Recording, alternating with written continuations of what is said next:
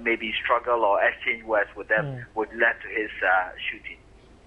Okay, and seeing as you're saying it's almost like a regular occurrence in this particular area, what are the police saying they are doing to forestall this particular or to stop these incidences from happening further in the area? If you realize this, ties in with the general security situation in Kumasi. If you remember, there been a robbery attack like that at Dichemso, Ashtown, and some areas. And so there have been some measures on the ground, including setting up roadblocks along certain streets in the night. But as to whether this is working to the advantage of the police, I think this is a test case. Okay. All right, Erastus, we'll leave it here for now. Many thanks for the update. Erastus Asari Donko is our correspondent in the Ashanti region. He also is with our sister station, Love FM in Kumasi. Now let's head back to Accra and to the story I was telling you about. The Accra Police Commander, DCOP Christian Tete Yehonu, has directed authorities of the Synagogue Church of All Nations to quit hosting revivals at the Spintex Auditorium in Accra. Speaking to City News, DCOP Yehonu noted that the stampede that occurred at the weekend could have been avoided if the church had chosen a bigger venue to hold its event. 4 people died on Sunday as a result of a stampede at the Synagogue Church of All Nations. The stampede occurred as people struggled to secure pole position to receive holy water blessed by the presiding prophet TB Joshua. DCOP Tete Yehonu indicated that the place was too small to manage a congregation of this magnitude and suggested that the Accra Sports Stadium or the Independence Square were more suitable alternatives to handle a crowd of that magnitude.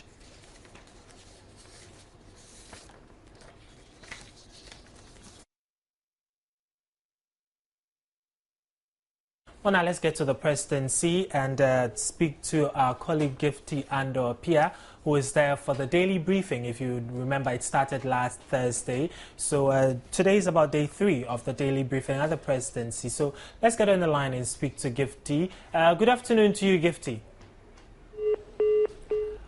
Whoops, looks like we have lost Gifty on the line. Let me try again. Good afternoon to you, Gifty.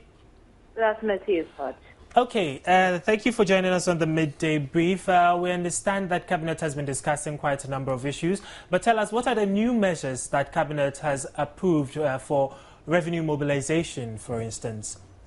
Well, Smart, if you can recall, the issue of revenue mobilization has been key on every government's agenda. Every now and then it appears that presidents have personally moved into these institutions to talk about revenue mobilization. Now, what Cabinet did, as we are being briefed by the Information Minister here, is to agree on some new measures to be put in place. He did not tell us specifics, as in what exactly will be done. But what he said is that the new measures will be tackling some leakages, in the system, as well as look at the huge informal sector. You know, there are a lot of people who do not pay taxes, but who are working in the informal sector. And so it will tackle these people.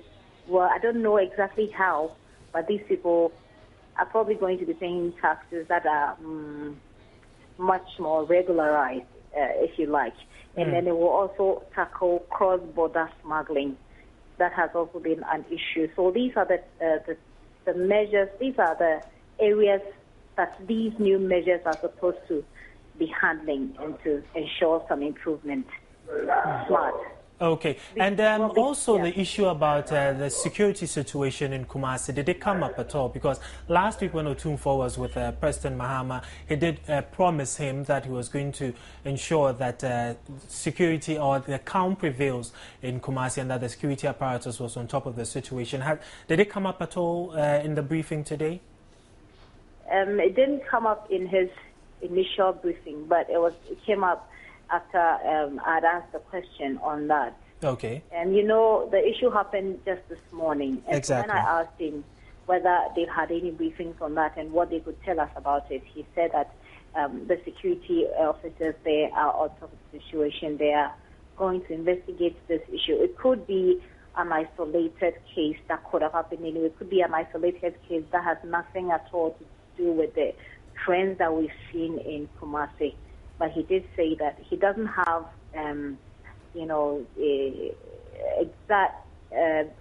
doesn't have a lot of briefing on that because it happened just this morning, and that we should wait for investigations because they're going to investigate this issue and then give us the outcome.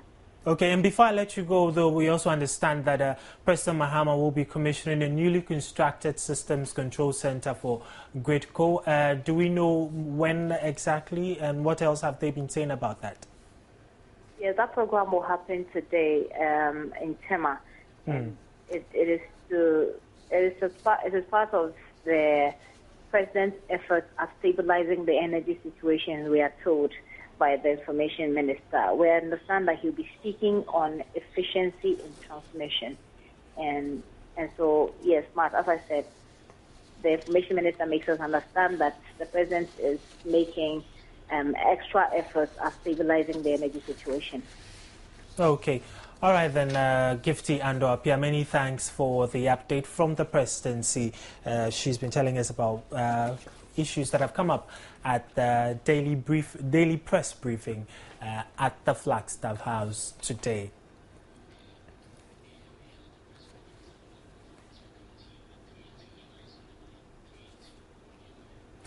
Well, away from the Presidency, the Accra Metropolitan Assembly this morning held a press conference, and my colleague Emmanuel Ante was at the press conference for us, and he joins us on the line with some updates from the press conference. Good afternoon to you, Emmanuel.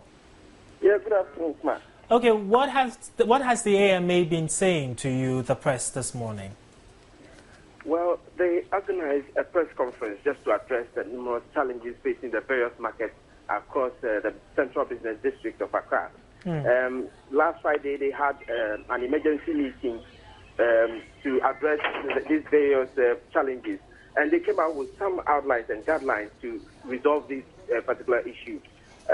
Some of them including that the AMA is going to work in collaboration with the ECG to engage contractors to disconnect all illegal electrical connections within the market. Those who will flout these laws and then reconnect will be prosecuted. They are also saying that the alleys and walkways will be cleared of all containers and trading activities within the Central Business District. They are also saying that no person shall sell any. They want to go back to the previous markets where there was a clear demarcation as to the various products. Those related to fish, those related to clothing materials, they will be demarcated and everybody will be there. You will not have the right to sell or bring any product that has not been registered by the AMA and the officers in charge. Otherwise, you will also be prosecuted. Okay. They are also coming out with another directive, which is already there. The directive is there, but it's just not being enforced. That the market should be open at 6 a.m. and then be closed at 6 p.m. And anybody who flouts that law, they will not even be allowed to enter. Once it's 6 p.m., the AMA security will be there to lock all the gates and all that. They have also instituted another monthly award for the various markets in Accra. Each month, a market will be chosen based on their cleanliness and the work they have put into the market to ensure that there is safety. Hygiene is also very much ensured and all that. Okay, Emmanuel. The things we discussed. Yeah, Emmanuel, sorry, but that's quite a tall order of things they want to do. Have they given any timelines as to when we should see these things being implemented, and when the ones that probably should run a shorter course, when they should be ending? Yes, Smart, they have already started. They said they are starting today. But based on certain recommendations by the market women who were also present here themselves, they have decided to start the program tomorrow. And they are contemplating starting from the timber market to clear the huge pile of sawdust around that area. And the market officials or the market women, the management of the market women at timber market are also requesting that they start from their end because of what happened at the Katamanto market. Okay. Yes, and then they have also said that every person who will flout these particular regulations and directives will be dealt with severely. They do not care. We also spoke to some of the market women, the Greater Accra president of the Market Women and Traders Association, and she also debunked the assertion in the airways and across town that somebody is setting up the fires in the market, various markets. Okay. But yeah, she admitted that upon certain sittings and meetings with the various groups and all that, they realized that the fault is coming from them, citing gas cylinders which are not working properly, illegal connections, electrical connections and all that. And they have also called for the ECG and the AMA to come and clear all illegal connections. Okay. Thank you very much, Emmanuel Ante, for that rather extensive update from the AMA's press conference with the press this morning.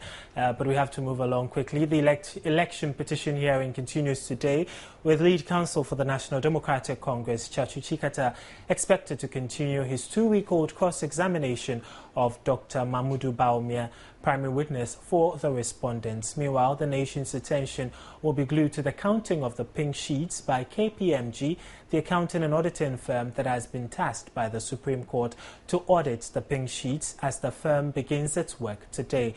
The counting was ordered by the Justices of the Supreme Court following a request by Chachu Chikata that the audit be done, since his team received far less than 11,842 pink sheets exhibits deposed by the 3 petitioners of the case. According to the respondents, the pink sheets submitted by the petitioners are inundated with duplicates, triplicates and quadruplicates, thereby making it far less than 11,842 if the duplicates are backed out. You're watching the Midday Brief. We'll take a breather. We'll be right back. Stay with us. Welcome back. Well, just a quick update. The Supreme Court has adjourned sitting for today. They'll return tomorrow. They just came back briefly whilst we were on air, but then they just adjourned. So we'll be getting an update from our correspondents over there during the bulletin. But before then, the Commission of Inquiry established by President John Mahama to inquire into judgment debts payments and other related matters has resumed public sittings today. The Chief Executive or representative of the Irrigation Development Authority, Nana Owusu Echao Prempa II, and the Solicitor General are expected to appear before the Commission. So let's find out what has transpired so far at the sitting from my colleague Ya Fusua Jemfi, who is there. Good afternoon to you, Ya. Hello, good afternoon to you, Ya.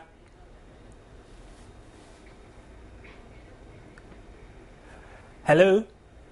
I think we're having a slight challenge getting through to Ya on the phone lines, but let's move on from that place. We'll get back to her when we're able to get her on the phone line. Meanwhile, power was restored to parts of Accra around midnight following a widespread blackout caused by Sunday morning's fire at the ECG Achimota substation. This is the second fire outbreak at the Achimota substation this year, and there are fears the situation could lead to a major load shedding exercise in the affected areas. The ECG Achimota substation provides power to 1/3 of Accra residents. In January this year, when fire gutted a transformer at the station, it cost government some estimated $1 million to replace the transformer. Sunday morning's fire outbreak destroyed several switches and equipment at the station. The fire was said to have started at about 11 a.m. Fire service responded promptly to calls from eyewitnesses and workers at the substation to put out the fire. The fire service used one fire tender and about 40 minutes to put out the fire. When we got here, we saw smoke emanating from all the windows. So I quickly mobilized my men to don the BA. We went inside to tackle the fire. We used foam to combat it so that it will not spread. So we did it, and we were able to put it off. We are yet to ascertain the cause, so this thing is very important. We have to calm down, make further thorough investigation. Minister of Energy and Petroleum Emmanuel Kofi-Boah and officials from ECG immediately trooped to the premises upon hearing of the fire outbreak to ascertain the extent of damage. Managing Director of ECG, William Hatton-Mensah, expressed concern about the situation and indicated officials will be immediately put to work to rectify the problem. Our immediate concern is to ensure that we get the equipment, the switches, and everything in the state that we want so that we restore supply to our customers. We've also arranged for our men to come on board and clear all that we think have gone wrong in the substation. We have 2 other bulk supply points at Malam and Ajigado. So we want to see what we can do immediately to equate power from the 2 bulk supply points whilst we look at this main bulk supply point to ensure that our customers do not stay off for a very, very long time. Energy Minister Kofi-Boah expressed hope that the situation would normalize soon. It's a very unfortunate occurrence. You know, as we are getting out of load shedding as a result of generation capacity, and we think that at this level we have enough generation to continue to give the people of Accra continuous supply of electricity.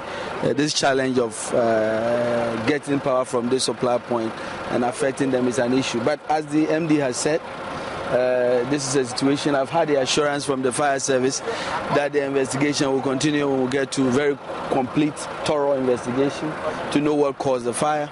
But what the assurance is that technical team should be on this site, and that's the direction, to continue working until we restore full power to the people of Eastern Accra. Residents of Accra living in and around Adenta, Medina, cantonments, the ministries, Pig Farm, Nima, Achimota and Jowulu are likely to experience some major load shedding exercise whilst officials work around the clock to resolve the situation.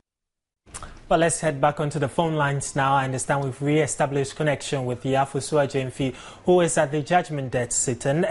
Good afternoon to you, Ya. Hello, good afternoon, Smart. Okay, good to have you finally. First of all, did all the witnesses scheduled to appear today appear before the sole commissioner? Okay, Smart. 3 groups were scheduled to appear before the commission today, but then it happened that we had only 2 appearing. And with the Solicitor General, she had already indicated to the commission she might not be able to make it as she's traveling with the AG. But Smart, the first to appear before the commission was the Irrigation Development Authority, whose chief executive was retained to appear before the commission. And he was rightly represented by the secretary to the board. And then their case is in relation to a contract that was terminated in relation to a small-scale irrigation project valued at 12 billion Ghana cedis old currency. And then the secretary explained to the commission why the contract was terminated. He explained to them that AES, which is Architectural and Engineering Services Limited, is not their consultant, and they were the ones who awarded the contract to the third Kai Company Limited. And then he also mentioned that at the time the contract was awarded, their designs for the project were also not ready. And then thirdly, they were also not consulted when the award was being given to the third Kai Company Limited. And then the Kai also went to court initially and was awarded a judgment debt of 41 million Ghana cedis old currency. And then again subsequently went to the court and was presented with 5 billion Ghana cedis. So that was what happened with the case of the Irrigation Development Authority. Okay. And the second to appear was also Nana Owusu Che Prempeh II, which was also in relation to a land issue which was initially given by the people to government for a construction of a hospital. And then later, the initial agreement for the land being used as a hospital was abandoned and was later given to Church Housing Company, and then the police to also build houses. And so they also went to court to claim an amount of 27 million Ghana cedis as judgment debt. So he also appeared with his counsel, John Kwame Kudia, who presented some documents exhibits in line with this judgment debt. So, Smart, that is all we have for Okay. But so do we know when the Solicitor General will next appear before the Commission? It wasn't indicated yet, but they hope to get her when she arrives in the country. Okay, all right. Thank you very much, Yafusua Jamefi, for that update from the judgment that's sitting. But now let's cross over to the Supreme Court for some update from our correspondents.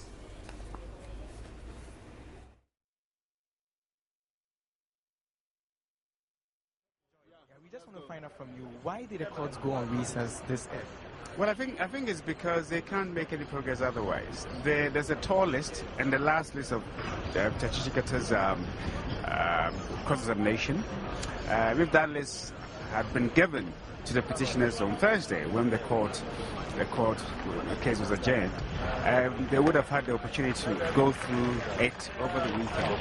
But that wasn't done. Chachichikata's explanation is that because there was an objection. Yeah, so this is where we are. Hopefully, over today and tomorrow morning, we are hoping that the petitioners would have had the opportunity to go through all of them, which would then speed up the case. But that's really because the court couldn't do anything otherwise, because you can't ask questions on them before those documents have been identified and if you like examined by the witness. Does it mean Chachu in effect has ended his cross-examination? In effect, he's on the last leg of his cross-examination, and as he said to the court this morning, he said he has given the whole list, every single item or document on that list to the petitioners. So let's just hope that in the course of today and before sitting resumes tomorrow morning at 10 a.m., the petitioners would have had opportunity to examine every single sheet within that tall list, and then he can continue with his cross-examination and bring it to an end. But since we are looking at a very tall list, are we expecting that to be happening anytime soon? Well, I can't speculate on that, but really, it's. I think to me the issue is not the examination itself, but how composite his questions will be. I mean, the issue is not necessarily the examination by the petitioners, because I'm sure that can be done over the course of the night. But even then, I don't want to speculate on that. But it will be how composite Chachichikata's questions will be on that tall list, because they are in lots. But when you look at them, as we have seen in this case, sometimes they are in lots, but not necessarily in different categories. There may be in lots of 10, but you notice that at least 5 of the 10 lots will be along the same line of questions. So it will depend on the sort of latitude that the court will give him on that. Before I let you go, so what are your expectations tomorrow when the courts come? Well, like Chachichikata himself said, this is the last leg of his cross-examination. If indeed, what are the expectations? It will be on the same line of questioning. That this is the list, because what happened was we are with the last category, duplicate serial numbers, and that's where you have a lot of them.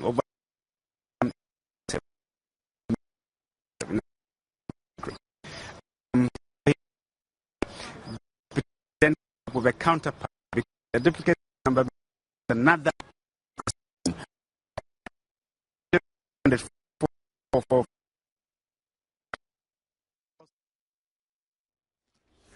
Okay, we do sincerely apologize for the drop in quality of pictures from the Supreme Court, but essentially Gabi was saying in his last words that his expectations are really that Chachichikata will toe the same line of questioning when court resumes sitting tomorrow. But, away from the Supreme Court, the Ghana Immigration Service has blamed its inability to effectively monitor foreign nationals, especially in the mining areas and border towns, on lack of logistics. According to the Public Affairs Director of the Ghana Immigration Service, the service is making the best out of little. But Imani Ghana's policy analyst Kofi Bento says it is not an excuse for the service to allow expatriates to flout the laws of the country with impunity. Joy News' Emmanuel Ante has been finding out more on the continuous assault by foreign immigrants on Ghanaians, especially in the mining sector. Arrest and prosecute anybody, both Ghanaian and non-Ghanaians, involved in illegal small-scale mining. Deport non-Ghanaians involved in illegal small-scale mining. Revoke the licenses of Ghanaians who have subleased their concessions to non-Ghanaians against the rules. Revoke the licenses of Ghanaians who have engaged the services of non-Ghanaian miners in the small-scale mining sector in ways that are contrary to the rules. Following the recent discovery of Chinese migrants taking over the small-scale mining industry, or galamsey, in Ghana, many Ghanaians, including the President, John Mahama, have expressed grave worry over the development. Issues related to this subject have triggered scuffles between locals and the foreign nationals in some cases, resulting in the death of some Ghanaians. Many have raised questions about how possible it is for permits to be issued to these foreigners by the Immigration Service without monitoring their activities while they are our guests. The Ghana Immigration Service, the body mandated to control the movements of the immigrant to and from the country, blamed the ineffectiveness of the service to monitor the foreign nationals on lack of logistics. Where we see a large concentration of foreigners, we have an enforcement unit there. So they do the monitoring. But I think that looking at our current logistical challenges, even though they are doing a good job, I think they could do better if we had a lot more logistics, vehicles, because enforcement and monitoring is about mobility. If you don't have vehicles, you can't do effective monitoring. So those are some of the areas that we use to monitor the activities of foreigners. We also have, we take returns from the hotels. If you go to a hotel, they ask you bring your passport, they take down the details, etc. They're supposed to give us those pieces of information. As and when we want to monitor an individual, we just follow them. But we don't do a 24/7 monitoring of effort. But policy analyst Kofi Bentil says the statement by the head of public affairs of GIS is an excuse without weight. But they do not have any point in talking about logistical challenges. How many Chinese are in Ghana and they come through our airports or wherever, and their people are there. When they come, they take documentation. We spend a lot of money on those processes that they are supposed to go through when foreigners come in here. Okay, and why do you wait till there's a problem like this before you talk about logistical challenges? I don't buy at all the point that they have logistical challenges. Of what nature are those challenges? All right, we all go through the airports and we know all the things that they go. We queue and they are taking information, and then you come back and tell me you don't have any information about anybody. Don't we have district assemblies? Don't we have regional security coordinating councils? Don't we have all kinds of state institutions which are supposed to take care of some of these things? The service also blamed the inefficiencies on unavailability of arms for the officers. There's an arms and ammunition law which I think that we could rely on to have our officers armed. But the principle of arming is one, and the resources to purchase the arms is another.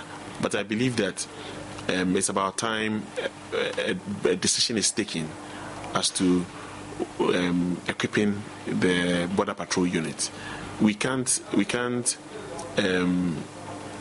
move back and forth about the debate on whether to arm them or not to arm them, or whether the legislation says so or not. I think that things happen on a daily basis, and we need to deal and cure those things that happen on a daily basis. And it is important to have tools to do that. As I speak, I mean, most of the officers expose themselves to a lot of risk. If you are dealing with smugglers who are armed, I mean, you are vulnerable, and anything can happen to you. You are dealing with criminals who know you are not armed. You are vulnerable. So, I mean, for the safety of our officers and for effective patrolling, I think there's about time we are resourced in that area. I mean, we've put forward or put across our needs, and I believe the authorities are working on it. On the other hand, Kofi Bentil believes it is the lack of information flow, and all stakeholders involved, including the Immigration Service, are to blame. There is no law against Chinese people working in mining for Ghanaians who have the concessions. Okay, so there are grey areas that we need to deal with. Now, ultimately, it is a failure of communication, it is a failure of law enforcement, and it's a failure of our institutions of government, including immigration, okay, and all those others who have to deal with foreigners and what they do in this country. And I think we must get down to really deal with it. I am not happy about the wholesale, rounding up and seizures and that kind of thing. When we react that way, sometimes we'll create more problems than we solve. So we should just get down and deal with it. Ultimately, it is not the fault of the Chinese. We are responsible for what happens in this country. And if we sit around and let them do all the things that they are doing, we shouldn't blame them, we should blame ourselves. Even though the service has made some strides on the recent development by arresting and subsequently deporting some illegal Chinese immigrants, Kofi Bentil says it is not the best. I'm not happy about the wholesale, rounding up and seizures and that kind of thing. When we react that way, sometimes we'll create more problems than we solve. So we should just get down and deal with it. Ultimately, it is not the fault of the Chinese. We are responsible for what happens in this country. And if we sit around and let them do all the things that they are doing, we shouldn't blame them, we should blame ourselves. He urged government to hold the enforcers of the law accountable for recent incidents, which has sparked debate across the country on the duties of the immigration service. Perhaps President Mahama's inauguration of the Inter-Ministerial Task Force to clamp down on illegal mining will make some difference on how these issues are handled. Your mandate starts now.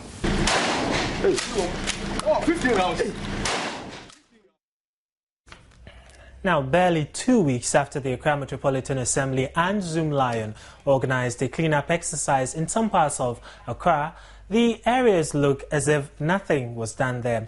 The filth is back on the streets in full force, and it seems the exercise had little impact on the sanitation in the city. Joy News' Patricia Osei was in town and has filed this report.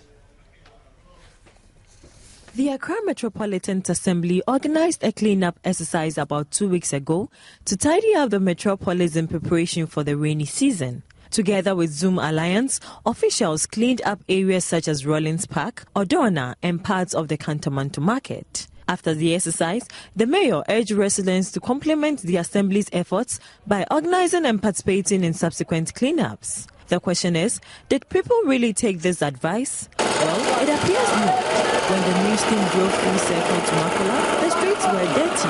At Kantamanto, there were mounds of rubbish mirroring wares displayed by traders who seem unperturbed by their surroundings. After all, work must go on. The team then moved to Makola, and the situation was no different. Some traders who spoke to the news team disclosed they took part in the cleanup exercise, but the main problem there is just one rubbish container serving lots of people in the area.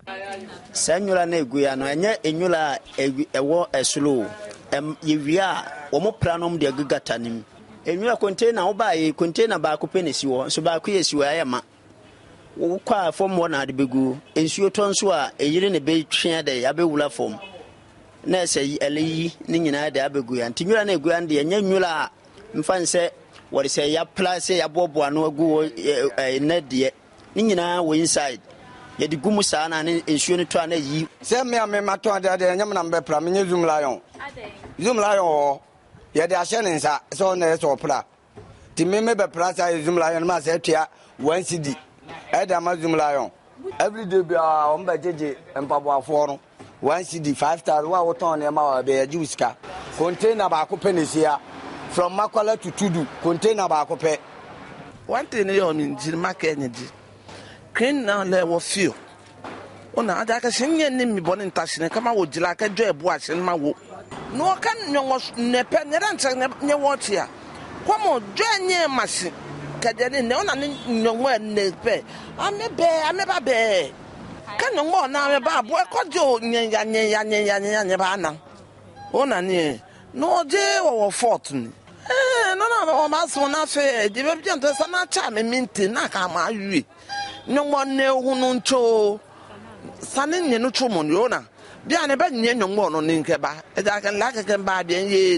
It appears the cleanup exercises are not a sustainable solution to ridding the city of filth. There is more to be done. Certainly, we seriously need to relook at the issue of sanitation in the capital city, Accra. But away from Accra towards the western region now, danger is looming at Isiama in the Elembele district of the western region as traders compete with vehicles to sell their wares.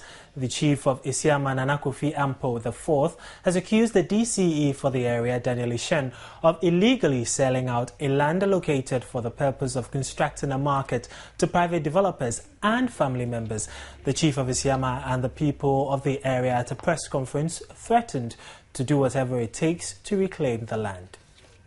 According to the chief of Isiama, the land in question was released to the then Nzema East District Assembly about 26 years ago by Nana Kakungoroma III for the construction of a market for the people, especially coconut oil sellers. He alleged that vision is yet to be realized, since the land has been encroached upon by private developers, whilst about 2/3 of the proposed site has also been given to friends and family members of the DCE.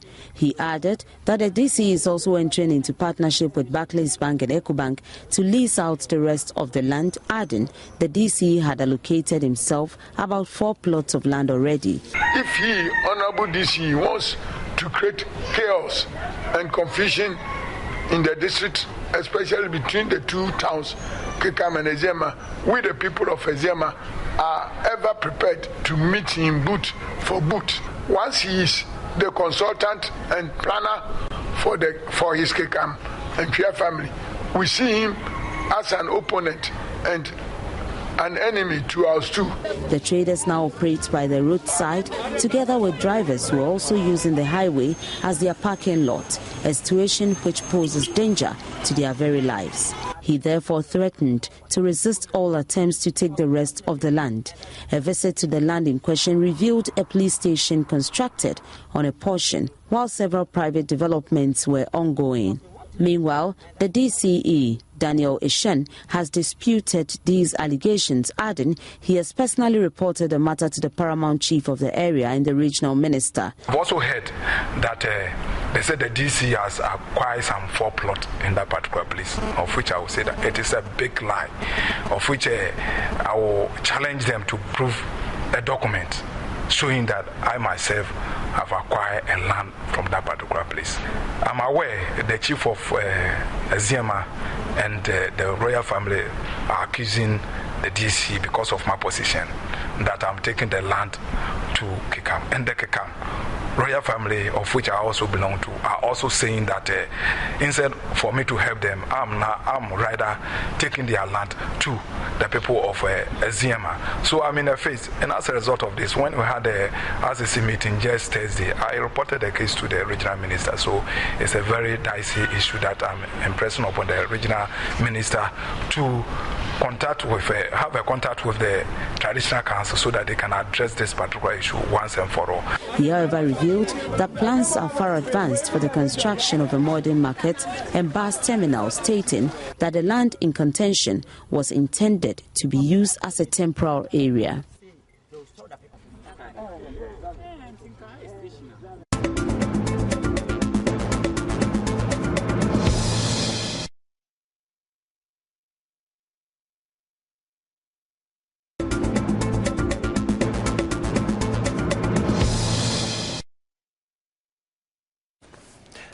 Welcome back. This is still the Midday Brief on Joy News on Multi TV. And now let's get you in tip-top shape in our wellness segment. Oh, sorry, I'm not doing that. Sorry, JJ.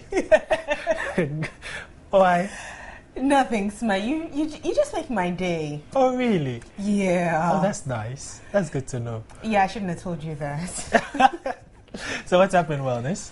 Well, you know how it's been really, really hot lately. Today we're talking about a way to cool off. And regain the energy you've lost in the day. Cool off. Wait, when the sun is hot, how are you cooling off? Oh, you need to listen to wellness. Okay. Okay, so it's time for wellness, and I will be telling you how you can cool off and regain your energy once wellness starts.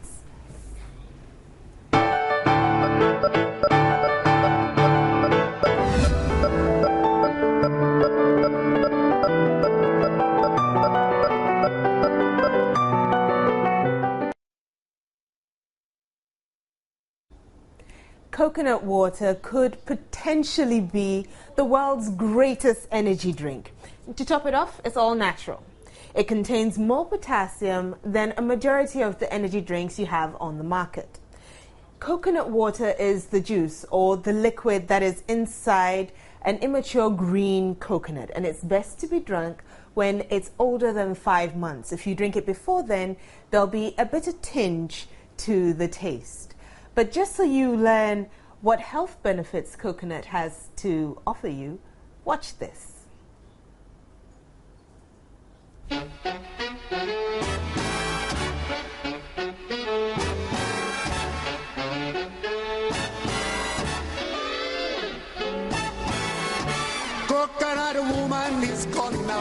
Drinking coconut water straight from a green, tender coconut in this scorching heat is simply divine.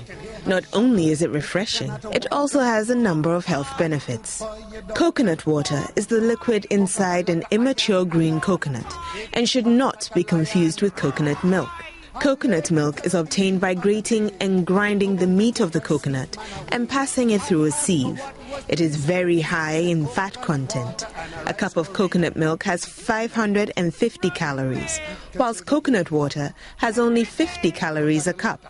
Coconut water is very beneficial after a bout of diarrhea, as it replaces fluid lost. It is rich in amino acids, enzymes, dietary fiber, vitamin C, and minerals such as potassium, magnesium, and manganese. At the same time, it's low in cholesterol and chlorides. This fluid is ideal to maintain body fluids when a person gets dehydrated. Coconut water contains a good amount of electrolyte potassium. Plus, it can replenish the electrolyte composition of body fluids. A study published in the American Journal of Emergency Medicine suggested that coconut water can be successfully used as a short-term intravenous hydration fluid for hydration and resuscitation of critically ill patients in the remotest regions of the world where medical resources are not available. Drinking coconut water helps a person to lose weight, as it is low in fat and keeps the person feeling full. It also reduces food cravings. It's good for diabetics, as it is good in nutrients required by diabetics to keep their sugar levels in control. When a person has flu or herpes, both of which are due to types of viruses that attack the body, coconut water is very beneficial, as it has antiviral and antibacterial properties. Coconut water promotes health, as it is rich in potassium, and it also helps to reduce the risk of hypertension and strokes. Due to the minerals, potassium and magnesium present in coconut water, the risk of kidney stones is greatly reduced. When coconut water is applied to acne, spots, wrinkles, stretch marks, cellulite and eczema and left overnight for 2 to 3 weeks, it clears up the skin. Fresh coconut water is one of the best natural drinks on the face of the earth. It doesn't have any known side effects unless somebody is prone to having allergic reactions or has severe nut allergies. It is considered to be safe for children, pregnant and breastfeeding women. If you are taking potassium supplements, it's recommended to regulate your potassium levels since coconut water is high in potassium. Note: once a coconut is open, the water should be consumed quickly, as exposure to air can result in a loss of nutrients.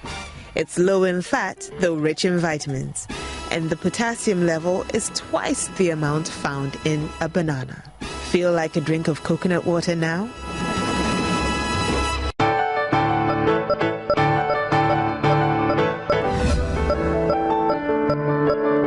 That looked good, didn't it? Now let's move on to some international news. The Syrian military continued its offensive on Quasar amid reports that at least 13 Hezbollah fighters helping the army in the strategic attack have been killed. And in Iraq, as many as 30 people have been killed and many others injured in a series of car bomb attacks in central and southern Iraq.